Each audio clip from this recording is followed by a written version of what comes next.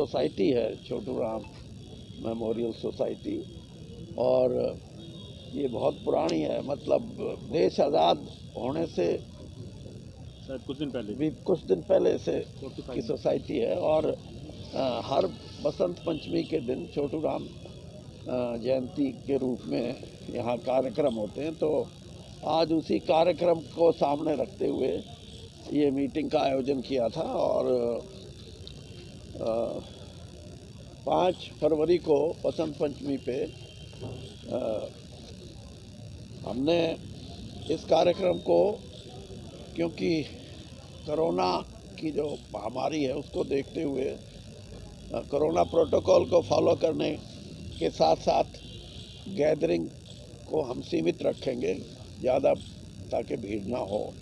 और उस दिन मेघालय के जो गवर्नर हैं आदरणीय सत्यपाल मलिक जी, वो मुख्य अतिथि होंगे। और उस दिन छोटू राम धर्मशाला, Chhotu Ram banquet hall, Chhotu Ram auditorium और छोटू राम सदन, ये एक प्रोजेक्ट है। क्योंकि धर्मशाला बहुत पुरानी हो गई थी, उसको डिमोलिश करके नया एक प्रोजेक्ट हमने बनाया है। उसकी आधारशिला भी उस दिन सत्यपाल मलिक जी रखेंगे। और इसके साथ साथ हम हर साल कुछ ऐसे विशेष व्यक्तियों को सम्मानित करते हैं जिन्होंने छोटू राम जी की विचारधारा को आगे बढ़ाया या उनके अनुयायी रहे। उनमें अब की बार हमने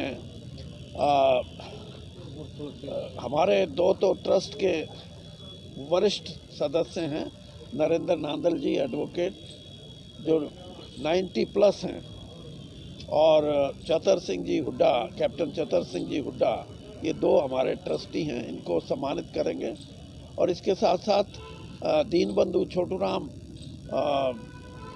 science and technology university Murthal के वाइस चांसलर हैं राजेंद्र कुमार, उनको भी। इसके साथ साथ मेडिकल कॉलेज में पिछले दिनों महामारी के समय में डॉक्टर ध्रुव और डॉक्टर हरप्रीत, इन्होंने बहुत काम किया। इनको भी छोटू राम मेमोरियल सोसाइटी बसंत पंचमी पे सम्मानित करेगी। और यहाँ हवन का आयोजन किया जाएगा और छोटू राम जी के जन्मदिन पे उनको पुष्पांजलि अर्पित की जाएगी। और जो बाहर से साथी आए हैं उनके विचार भी यहाँ सुनाए जाएंगे या सुनेंगे। और हम कोशिश कर रहे हैं कि एक डॉक्यूमेंट्री जो तैयार की है Haryana society history society and culture ने, उसको भी यहाँ हम दिखाएंगे। आपका राजनीतिक क्या लगता है कितनी बात सही है ये? जिस तरह से पंजाब में प्रधानमंत्री जी के कार्यक्रम को लेकर सुरक्षा में चूक के आरोप लग रहे हैं, कांग्रेस ये कह रही है कि वो बीजेपी के ही आदमी थे, हमारा कुछ नहीं है इसमें। तो इस पे आप लोगों का क्या? देखिए, अब चुनावी साल है और इसमें आरोप प्रत्यारोप एक बड़ी साधारण सी बात हो गई है, जो हमारा प्रजातंत्र परिपक्व होने की तरफ जा रहा है, उसमें ये चीज़ें कोई परिपक्वता की तरफ नहीं ले जाती। पार्लियामेंट्री डेमोक्रेसी को मैच्योर होने में इंग्लैंड की जो सबसे पुरानी पार्लियामेंट्री डेमोक्रेसी है, उसको भी 300 साल लगे थे। तो हमारे को तो अभी 75 साल ही हुए हैं। लेकिन मैं ये समझता हूँ कि कुछ राजनीतिक ऐसे प्रतिबद्धता होनी चाहिए हमारी, जिससे कि हम अपनी डेमोक्रेसी को सिंचित कर सकें, उसको आगे बढ़ा सकें। थोड़ा स्पष्ट करो, मतलब कि अभी स्पष्ट तो नहीं हुआ। नहीं, थोड़ा सा स्पष्ट, मतलब क्या प्रधानमंत्री की अब आप देखो ना, अब मेरी बातों से आपने जो निकालना निकाल लो। नहीं चौधरी साहब, जिस तरह के वीडियो उस दौरान के हैं, उन वीडियो का यूज़ किया जा रहा है उत्तर प्रदेश के चुनाव में, लोगों को दिखा के वीडियो का यूज़ किया जा रहा है। उधर कांग्रेस ये कह रही है कि उनकी रैली में 700 आदमी आए थे, इस वजह से प्रधानमंत्री वापस। वीडियो आधारित आजकल वीडियो की विश्वसनीयता पे भी प्रश्न। वो क्या है, दिल्ली क्या था आया है ना, वो जो गुल्ली भाई। तो ये जो चीज़ें हैं, ये भी मैं इसीलिए कह रहा हूँ कि, लेकिन ये ज़रूर है कि प्रधानमंत्री किसी पार्टी विशेष के नहीं, देश के प्रधानमंत्री हैं, और प्रधानमंत्री को सिक्योरिटी, और सिक्योरिटी भी फुल प्रूफ सिक्योरिटी, ये हमारी जो भी एजेंसीज हैं उनका काम है, चाहे वो केंद्र सरकार की एजेंसी हो और चाहे पंजाब सरकार की एजेंसी हो। ये प्राथमिकता के आधार पे देखना चाहिए कि नहीं होनी चाहिए। रोड से जाने का सही था? हाँ, रोड से जा रहे थे वहाँ पे।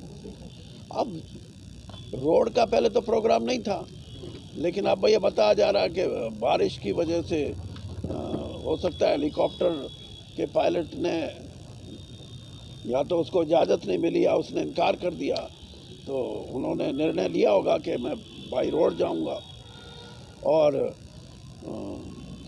उस पर भी सिक्योरिटी अगर पूरी नहीं है तो कहीं ना कहीं चूक तो है। अच्छा, तो चुनाव होने जा रहे हैं 5 राज्यों के, इनमें क्या रहेगी आपकी भूमिका? प्रचार करेंगे क्या पंजाब में, उत्तर प्रदेश में, उत्तराखंड? देखिए, मेरा तो सीधा ये है कि मुझे कोई कहेगा तो मैं पीछे हटता नहीं, और बिना बुलाया वीरेंद्र सिंह जाता नहीं। तो क्या रहेगा इन चुनाव में, किस तरह की चुनाव? ये मैं शुरू से एक बात कह रहा हूँ कि ये 5 राज्यों के चुनाव, और ख़ास तौर पर उत्तर प्रदेश का चुनाव, इस देश की 10 साल के आगे की राजनीति तय करेगा। किसान आंदोलन का कुछ इफेक्ट इस चुनाव पर रहेगा?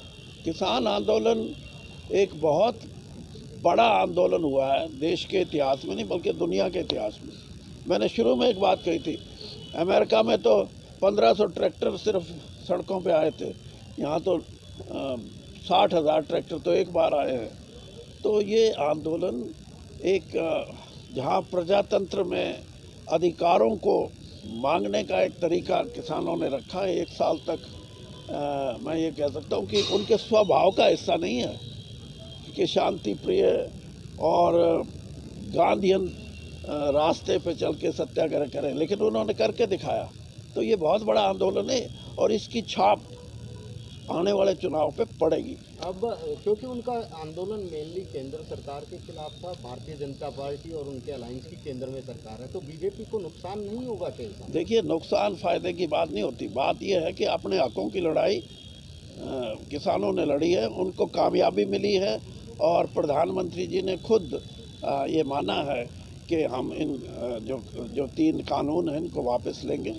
और दूसरी बात आप मेरे से पूछोगे, मैं पहले ही बता देता हूँ कि एमएसपी के बारे में जो और दूसरी चीज़ों के बारे में जिस कमेटी के गठन की बात की गई है, जो कमेटी उसका जो कमेटी का जो स्वरूप है वो सिर्फ सरकारी तंत्र का नहीं होगा, उसमें किसान के प्रतिनिधि भी होंगे, इंडिविजुअल किसान भी होंगे, और किसान यूनियंस के भी लोग होंगे, और उसमें जो एग्रीकल्चर साइंटिस्ट भी होंगे, एग्रीकल्चर इकोनॉमिस्ट भी होंगे, और सरकारी प्रतिनिधि भी होंगे। तो ये आज देश में सबसे बड़ी बात ये है कि किसान और खेती का इस देश की विकास के अंदर जो उनका हिस्सा होना चाहिए वो नहीं है। और जो 1991 में आर्थिक सुधारों की तरफ ये देश बढ़ा था, उसको 30 साल हो गए, अब 31वां साल चालू हो गया। उसमें उद्योगपति भी बहुत बड़े बड़े पति हो गए, ट्रेडर्स, और ये दूसरा सेक्टर जिसको सर्विस सेक्टर बोलते हैं। लेकिन खेती करने वाला और खेती पे जिसका खेती एक प्रोफेशन है, और जो आज भी 60% से अधिक लोग खेती बाड़ी पे आश्रित हैं, उनका हिस्सा इन जो आर्थिक सुधार हैं उनमें गिरा है, ना कि बढ़ा है।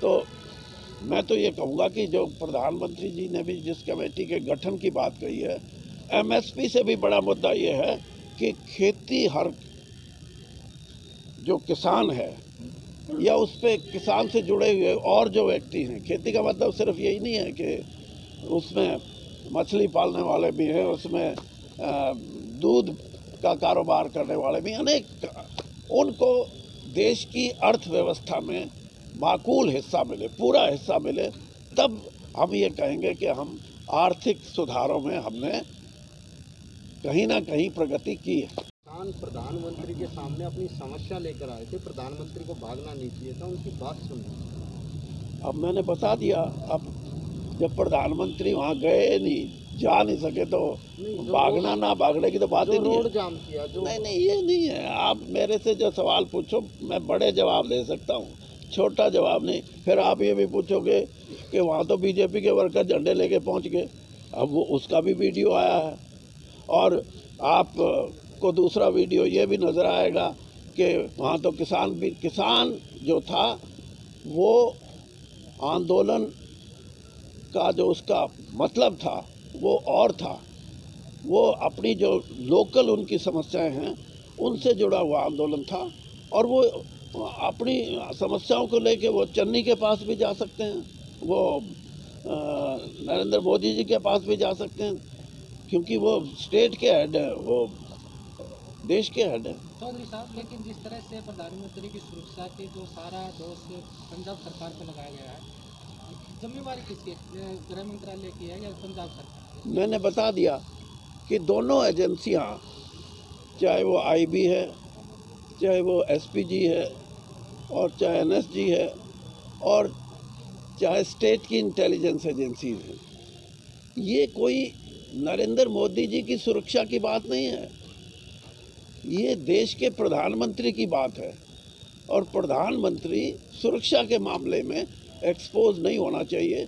ये दायित्व है केंद्र सरकार का भी और पंजाब सरकार का भी। लेकिन जिस तरह से उन्होंने बयान दिया जाते जाते कि मैं बच के आ गया हूँ, अपने मुख्यमंत्री को बोल रही हूँ, लेकिन इस तरह अब वो किस संदर्भ में उन्होंने दिया है, मैं तो, हालांकि उसकी ज़रूरत नहीं थी बयान की। तो आजकल की राजनीति किस तरह चल रही है सर? आज की राजनीति वो आप एक एडवर्टाइजमेंट देखते ना, क्या चल रहा है, वो कहता फॉग चल रहा है। तो आज की राजनीति 5 राज्यों के जो चुनाव होने हैं, जिसका परिणाम 10 मार्च को आना है, आज की राजनीति उस दिशा में चल रही है। नाम से फाउंडेशन थोप दी जाती है, सरकार राजनीतिक दलों की रैलियां ऐसे ही चलती रहती हैं, और उन लोगों पे किसी प्रकार की फाउंडेशन नहीं होती, सुप्रीम कोर्ट, हाई कोर्ट तक को हस्तक्षेप करना पड़ता है। देखिए, ये भी दुर्भाग्यपूर्ण बात है कि आप अपने राजनीतिक स्वार्थों के लिए रैलियां करते रहो, और अब जो पाबंदी लगी है कि आप 15 जनवरी तक रैली नहीं करोगे, और जो एक्सपर्ट हैं कोविड के बारे में, वो ये कह रहे हैं कि इसका पीक जो है वो 3 और 2 फरवरी के हफ्ते में आएगा। तो ये दोनों चीज़ों का अगर हम देखें तो पूर्णतः रैलियों पे जो प्रतिबंध है वो देश को इस महामारी से बचाने में काफ़ी हद तक कारगर हो सकता है। लेकिन जो वर्चुअल बात है उसके बारे में मैं भी इस बात से पूर्णतः सहमत हूँ कि जो छोटी पार्टियाँ वो हैंडीकैप रहेंगे इस मामले में। बड़ी पार्टियों को तो ये फैसिलिटी होगी कि वो वर्चुअल रैली करें। तो इसके बारे में भी इलेक्शन कमीशन को कोई ऐसी गाइडलाइन दें कि हर चुनाव लड़ने वाले को पूरा इंसाफ मिले। डाडम में जो खान धसी, उसको लेकर के बहुत से आरोप प्रत्यारोप लग रहे हैं कि अवैध खनन बहुत चल रहा था और सरकार सो रही थी, अधिकारी सो रहे थे, और अब उनके खुद एमपी ये कह रहे हैं कि 800 फीट तक खुदाई कर दी गई है, इस वजह से ये हादसे हुए हैं, और अभी तक उसकी जांच भी सही तरीके से शुरू नहीं। देखिए, मैं 1977 से एमएलए एमपी हूँ, 45 साल हो जाएंगे। मैं भी इस बात का पक्षधर हूँ कि अवैध खनन सिर्फ दादम की नहीं, यमुना में इतनी अवैध खनन है। मैं जब रेवेन्यू फाइनेंस मिनिस्टर था, मेरे पास एक्साइज टैक्सेशन का भी महकमा था। मैं एक बात कहता था, उन दिनों में टोटल खनन से हमारे को 135 करोड़ रुपए मिलते थे। मैं ये कहता था कि अगर अवैध खनन पे पाबंदी लगा दी जाए तो 600 करोड़ रुपया, अब की बात नहीं कर रहा, 15 तो हो गए होंगे, हाँ 15 तकरीबन 15 साल पहले मैंने ये बात कही थी। और अवैध खनन जो है, इसको अगर पूर्णतः कोई रोक, तो ये जो फजूल के टैक्स वैक्स लगाते हैं ना, ये भी लगाने की कोई ज़रूरत नहीं। इतना पैसा हमारे को मिल सकता है। और फिर ये भी है कि कंस्ट्रक्शन का काम हो, सड़क का काम हो, बिल्डिंग का, धर्मशाला बनानी हो, आज वही रेती, जिसको बोलते रेती ना, हाँ रेती और ये बजरी, डबल कॉस्ट हो रही ये कॉस्ट मेरे हिसाब से 10 टाइम्स ज़्यादा है।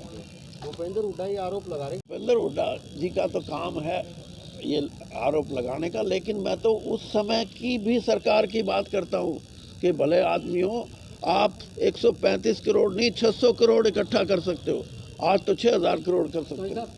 परसों बीजेपी कार्यकर्ताओं ने कांग्रेस भवन रोहतक को फूकने की कोशिश की, दलों से पोस्टर तक फाड़ डाले बीजेपी कार्यकर्ता के कार्यकर्ता, पदाधिकारी थे जी, हैं? पदाधिकारी थे जी यूथ के। अच्छा, हाँ, नहीं अगर ऐसा है तो ये गलत है। बोला आग लगा दो सारे प्रजातंत्र में ऐसा नहीं होना चाहिए। ये आग लगाने की बात करेंगे, परसों दूसरे करेंगे, तरसों तीसरे करेंगे, ये हमारी सभ्यता का हिस्सा नहीं है। और राजनीतिक दलों को संयम से काम लेना चाहिए। राजनीतिक दल सत्ता पाने के लिए या सत्ता में रहकर अहंकार में रहें, ये गलत बात है। हो गया बस।